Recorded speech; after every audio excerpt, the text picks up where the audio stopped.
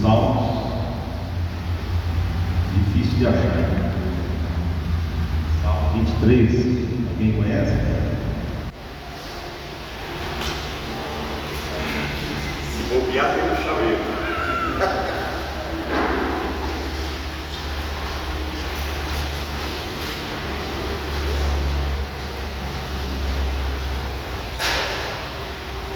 Amém? Podemos ler juntos Salmo 23? O Senhor é o meu pastor, nada me faltará. Ele me faz repousar em pastos verdejantes, leva-me para junto das águas de descanso, refrigera minha alma, guia-me pelas veredas da justiça por amor do seu nome. Ainda que eu ande pelo vale da sombra da morte, não temerei mal nenhum, porque tu estás comigo, o teu bordão, o teu cajado me consola. Prepara-me uma mesa na presença dos meus adversários.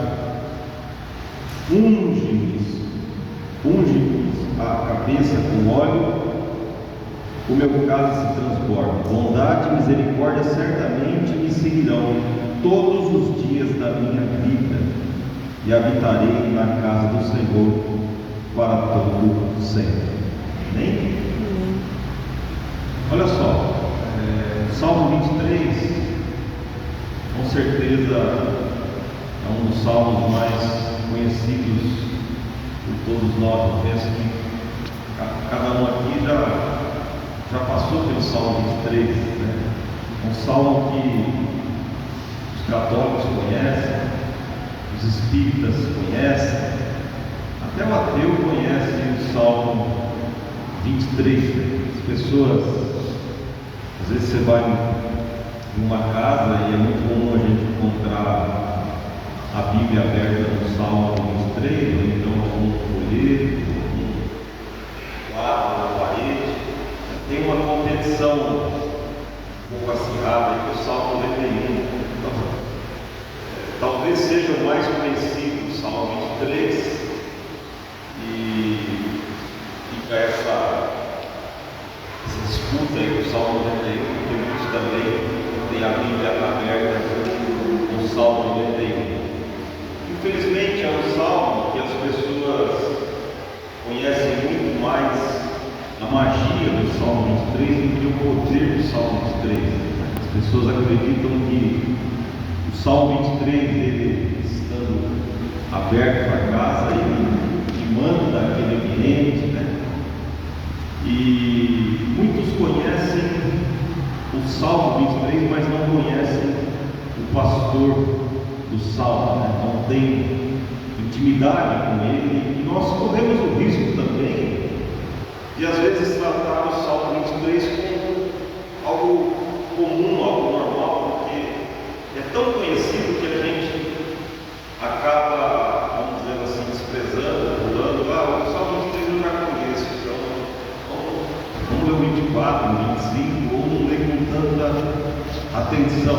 Existem coisas tão grandiosas e tão preciosas que, se a gente abrir mão da magia do Salmo 23 e nós cremos no poder do Salmo 23, ele pode fazer diferença na nossa vida, porque de fato o Evangelho é poder de Deus e salvação para todo aquele que crê.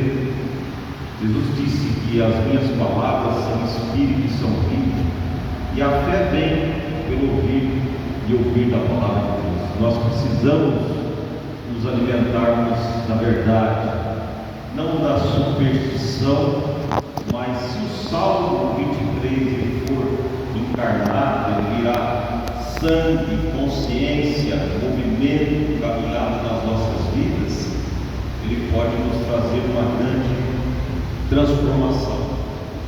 A primeira coisa, né, que a gente tem que entender é que o Salmo 23 não é um salmo gênio da lâmpada, né?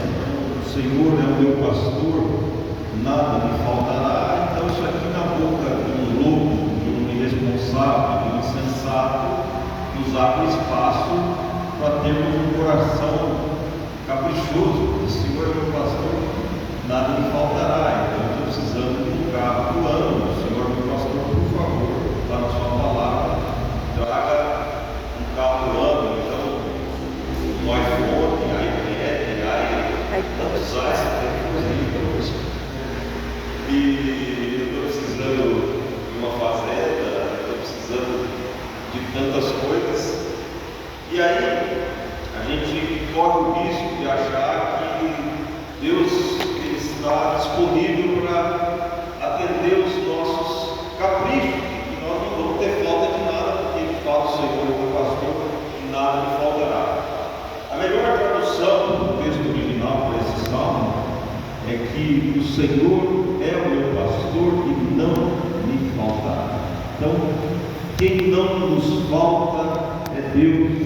Deus não tem obrigação nenhuma de fazer nada por nós, mas Ele não pode negar a si mesmo que Deus é bom e a sua misericórdia dura para sempre. O grande problema é que muitos recitam o salmo: o Senhor é o meu pastor e nada me faltará, mas não se tornaram ovelhas do seu pastoreio. Jesus disse: as minhas ovelhas ouvem a minha voz e me seguem. E ele fala ao outro grupo: vocês não são das minhas ovelhas, vocês não querem vir a mim para ter vida. A porta de fato está aberta, mas crer em Jesus, até o diabo crê. Então, se a gente perguntar para uma manada de gente, para muitas pessoas, quem crê em Jesus, todo mundo grita: vamos lá, eu creio em Jesus. Mas acredita em Jesus da boca para fora, mas não se tornaram ovelhas. Será que Jesus crê no que eles estão dizendo que crê? Essa é a grande coisa, porque uma coisa é o Senhor ser o pastor, outra coisa é nós nos tornarmos ovelhas. Quando nós nos tornamos ovelhas do seu pastoreio e andamos de fato como ovelhas submissas ao seu senhorio, pode ter certeza que esse Deus, Ele não nos falta, porque Deus é bom. Deus ama abrir mão do juízo para usar de misericórdia. O primeiro ponto é a gente saber para que esse salmo venha dar certo, para que esse salmo venha funcionar. Nós temos que ser ovelhas, obedientes, nós temos que andar junto com Deus. Jesus disse o seguinte: permanecei no meu amor e eu permanecerei em vós. Se nós formos ovelhas, se o Senhor de fato for o meu pastor, se eu me tornar ovelha do seu aprisco, obediência e querer ser cuidado por Ele, pode ter certeza que esse Deus, Ele não nos faltará. Ele é socorro bem presente nos dias de tribulação. Deus não nos deixa, Deus não nos abandona, mas é aquele também que diz para as suas ovelhas, aos seus apóstolos que estavam ali desde o princípio com Ele: querei vós também retirar. Nós temos essa liberdade de fazer as nossas próprias escolhas, nós temos a liberdade de andar de forma responsável ou irresponsável. Nós podemos pagar o preço. Se nós andarmos no seu caminho, pode ter certeza que Deus, Ele vai fazer coisas grandes nas nossas vidas. Se nós trilharmos o caminho da insensatez e da irresponsabilidade, nós estamos construindo a nossa casa na areia movediça e não vai terminar bem. O Senhor é o meu pastor e nada me faltará. Ele me faz repousar em pastos verdejantes. Qual é a ovelha que eu gosto de uma linguagem de ovelhas, de pastor, de pastos verdejantes, né? Então isso tem uma tonalidade de vida em abundância. Jesus, Ele veio para cuidar de nós. Jesus está no controle de todas as coisas. Nós temos que aprender a confiar, ainda que a gente não esteja vendo, enxergando. Eu não ando por vistas, mas eu ando por aquilo que eu creio. Eu espero pelos olhos da fé e sei que Ele é aquele que me conduz a pastos verdejantes. É o Deus da cura.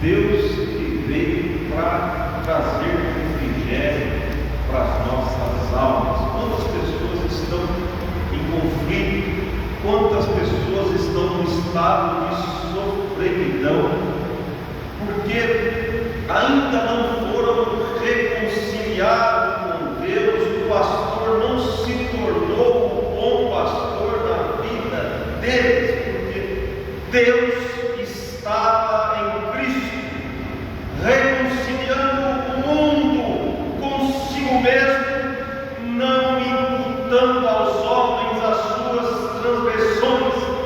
Não dá para viver uma vida em paz, não dá para viver uma vida em calmaria sem estar reconectado, reconciliado com o Criador. É Jesus quem veio fazer esta ponte, é o bom pastor que veio fazer esta ponte. Só existe um único mediador entre Deus e os homens, Jesus Cristo, homem. Não dá para servir a dois senhores, não dá para servir a um senhor e uma senhora, não dá para servir a Deus sem passarmos por Jesus Cristo. É Ele quem veio trazer para nós a paz que excede todo entendimento. As pessoas decidam: o Senhor é o meu pastor e nada me faltará, mas o pastor deles tem sido o ribotril, tem sido o calmante, tem sido o clonazepam. Jesus, ele veio para reconciliar Deus com os homens e veio para buscar aquele que estava perdido. Ele pode fazer. Se o Senhor for o nosso pastor, ele nos leva para águas tranquilas, ele tem pasto verdejante para cada um de nós, ele refrigera a nossa alma, aonde o médico não chega, aonde a mão do homem não pode alcançar. O impossível dos homens é possível para Deus.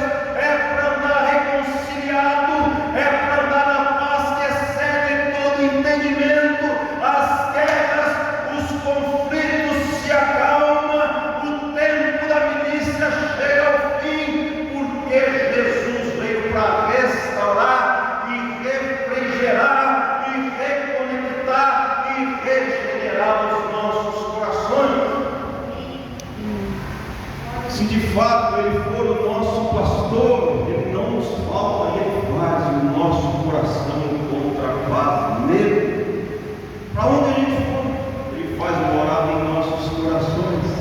As pessoas querem que acabe a guerra, que a política muda, as pessoas ficam pensando no estado catastrófico do lado de fora. A maior catástrofe está dentro de nós. O mundo pode estar de ponta cabeça e viver, reconectar os nossos corações. Jesus disse e avisou: no mundo tereis aflições, mas tenha bom ânimo, eu venci o mundo. O cenário continua às avessas, ainda que eu ande pelo vale da sombra da morte. Não diz que nós não podemos passar pelo vale, não tem uma suspensão da realidade. Vales existem, situações calamitosas existem, a crise está diante dos nossos olhos, mas eu não temerei, porque tu estás comigo. Ele é o meu pastor e não me faltará. Se eu me tornar ovelha do seu aprisco, pode ter certeza que Deus cuida de nós. Podemos confiar em Deus. 1000 cairão ao teu lado, 10.000 à tua direita, mas tu não serás atingido. É palavra do Senhor. Podemos confiar, ainda que nós não vejamos. Deus vela pela sua palavra e Deus continua cuidando do seu povo. Amém. Ovelhas do seu pastoreio.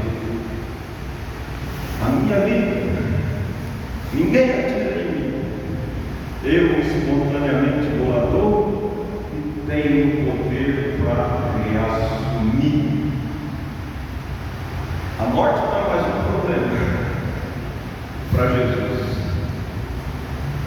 Vale da sombra da morte? Para aquele que disse eu sou o caminho, a verdade e a vida.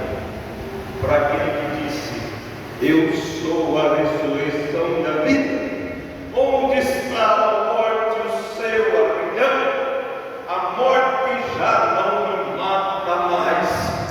Jesus, na boca de Paulo, disse: nem todos provarão a morte, mas os mortos em Cristo ressuscitarão primeiro.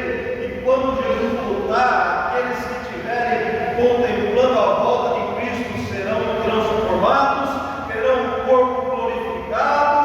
Nós já estamos assentados nas regiões celestiais, mas não é simplesmente uma segurança eterna. Ele tem pastos verdejantes aqui nesta vida, ele tem águas tranquilas aqui nesta vida. Deus está cuidando, ele quer ver as ovelhas gordinhas, fortalecidas, ele tem vontade de nos ver bem. E tem aquela, né? Jesus salvou, o importante é a vida eterna. Lógico que o importante é a vida eterna, mas já que estamos aqui, ele também quer que nós desfrutemos da vida eterna. Ele diz o seguinte: não peço que esteja do mundo, mas que os livre do mal. O Senhor é o meu pastor, nada me faltará. Ele me faz repousar em pastos verdejantes, leva-me para junto das águas de descanso, refrigera-me a alma, guia-me pelas veredas da justiça por amor do seu nome. Deus é amor e Ele é o nosso guia. Só que Ele nos guia pelas veredas da justiça. Ainda bem, a Bíblia diz que Deus a ninguém tenta e não pode ser tentado. Existem pessoas que dizem que Deus às vezes pode decretar um caminho torto na vida de uma pessoa, que Judas já nasceu para ser Judas, que Judas fatalisticamente nasceu para aquela função, mas isso não faz parte do caráter de Deus, porque Deus é santo e Ele nos guia pelas veredas da justiça. Ele não nos guia pelas veredas da injustiça, por amor do seu nome.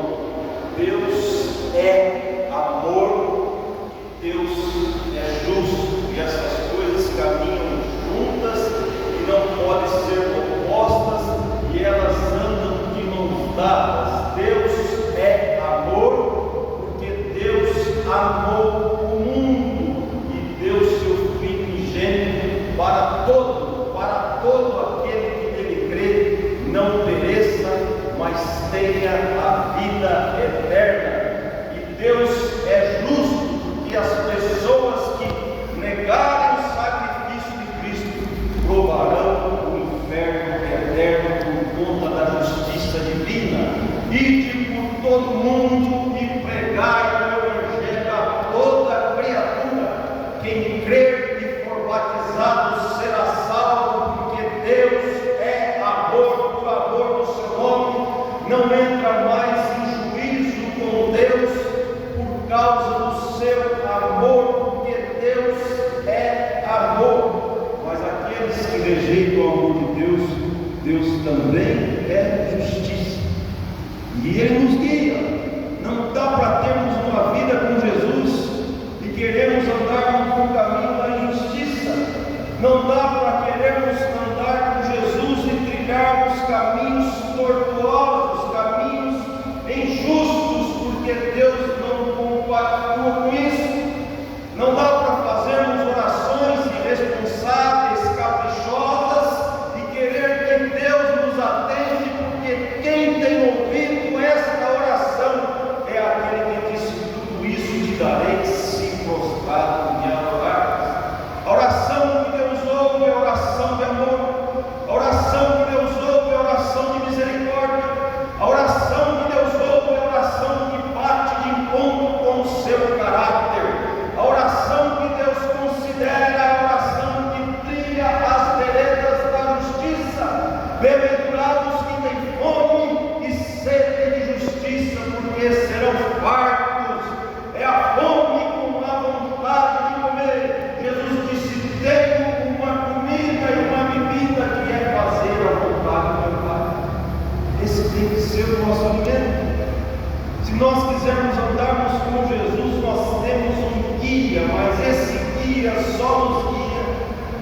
pelas veredas da justiça. É difícil, tem momentos difíceis, tem fases, existem estações, existe o vale da sombra da morte, existem os momentos tortuosos, mas eu não temerei mal nenhum, porque tu estás comigo. O que me chama a atenção também nesse salmo é a beleza da poesia. Fala de águas, fala de pastagens, fala de pastor, consequentemente está embutido as ovelhas. E o salmo fala de uma beleza, que beleza existe mesmo da criação. Hoje nós vivemos numa sociedade que vê beleza onde não existe beleza.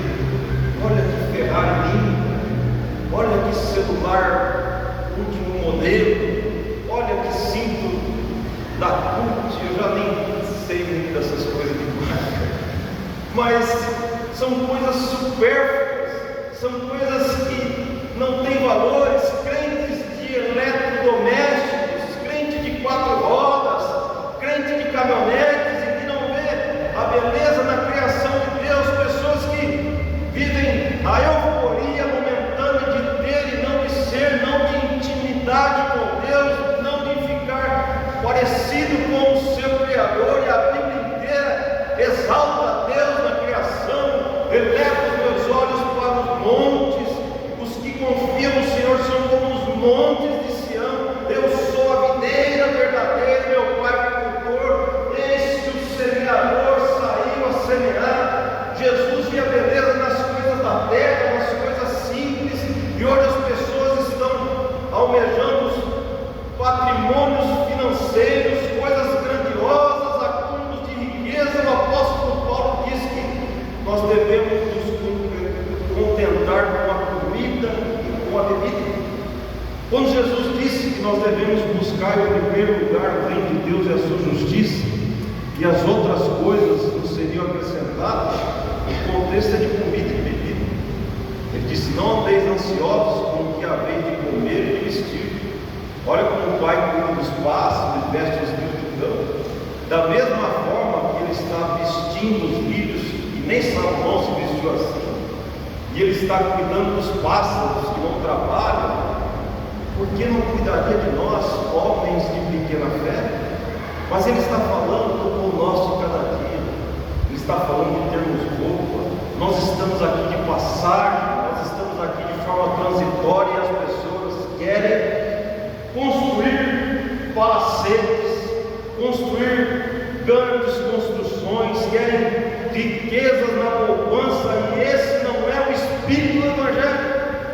Essa é a mensagem da teologia da prosperidade, essa é a mensagem de Edir Macedo, essa é a mensagem do R.R. Soares, essa é a mensagem de Pablo Marçal. Mas a grande riqueza é a prosperidade na nossa alma. O grande tesouro nós acumulamos no nosso coração, e aonde está o teu tesouro, aí também estará o seu coração. E não dá para servir a 2 senhores, ou você agrada a um e se devotará ao outro. São coisas incompatíveis. Não dá para servir a Deus e as riquezas. Não podemos deixar de nos contaminar com essa mensagem poluída, com essa mensagem rasa, porque Jesus é o pastor e tem coisas grandes que vêm do alto. Ele tem o sustento diário para as nossas vidas. Ele se preocupa com a tua roupa, Ele se preocupa com a tua comida, Ele se preocupa com os teus filhos, Ele se preocupa com a tua saúde. Mas nós temos que ter o coração plantado nele. Esperei com paciência no Senhor, e Ele se inclinou para mim e ouviu o meu clamor. Ele se preocupa. Aquele que não trabalha, que também não coma. Fazemos a nossa parte, caminhando no trilho da justiça, e pode ter certeza que Deus está fazendo a parte dele. Devemos ver beleza onde o Evangelho nos mostra que é belo. Um dia essa terra vai ser toda restaurada, e haverá novos céus e nova terra, sem caminhonete, sem celular, sem dinheiro. E eu não estou querendo ser radical, pondera, meus irmãos, porque eu sei que nós precisamos de um carro, eu sei que nós precisamos de coisas que vão facilitar a nossa caminhada, mas é só até aí que eu vou. Precisa ter um apelo nisso. É para eu usar o celular, facilita que eu tenha mais pão em casa. O carro facilita para eu ir atrás do pão de casa. Mas é só isso até aí. Sem idolatria, porque o amor ao dinheiro é a raiz de todos os males e é idolatria. E olha que legal. Bondade e misericórdia certamente me seguirão todos os dias da minha vida. Todos os dias sem exceção. Bondade vinda de Deus e misericórdia, que é a razão de nós não sermos consumidos. Eu gosto dessa passagem que fala que a bondade e a misericórdia certamente me seguirão. Você imaginou você andando aqui, você olha para trás, a bondade da vida atrás de você, a misericórdia da vida atrás de você? Onde você vai? A bondade de Deus te persegue. Deus não consegue não fazer o bem, porque Ele é bom. A misericórdia de Deus está atrás de você. No louvor, pastor André, por onde for a tua bênção, me seguirá. Onde eu colocar as minhas mãos, Deus me dará, porque as bênçãos de Deus, elas nos seguem, elas nos perseguem. Deus tem interesse de fazer o bem. Deus tem muito mais para derramar no seu povo. Se nós andarmos com Ele, se formos ovelhas submissas, se a gente se sujeitar aos seus mandamentos, se a gente conhecer as Escrituras, o meu povo sofre por falta de conhecimento, se a gente andar no trilho, em amizade, em intimidade, se a gente deixar o que é supérfluo, se a gente colocar as coisas no seu devido lugar e colocar a Deus no lugar que Ele deve estar, e a gente falar de boca cheia: o Senhor é o meu pastor, porque ainda que eu seja ovelha falha, eu quero andar contigo. Pode ter certeza que Deus considera bondade e misericórdia virão no Senhor. É Deus de cura, é Deus de vida, é Deus de longevidade, é Deus que tem interesse nas nossas vidas. A respeito de João, ele disse: e se eu quiser que este fique até que eu venha? Tem poder sobre todas as coisas. Quanto a ti, Pedro, vem e me segue. Que nós venhamos a sermos ovelhas, que este salmo ele venha a ser enxergado não só como o salmo do bom pastor, mas que nós venhamos ser ovelhas desse bom pastor, que a gente possa fazer a nossa parte, que a gente venha caminhar junto com Ele, o cajado nos consola. E pode ter certeza que o bem de Deus, as promessas dos salmos, que são infinitas, ainda que seja na noite escura, elas irão se cumprir nas nossas vidas, porque Ele é o bom pastor. Se o Senhor, que é bom pastor, for o meu pastor, de fato Ele não voltará nas nossas vidas. Que Deus abençoe a todos nessa manhã.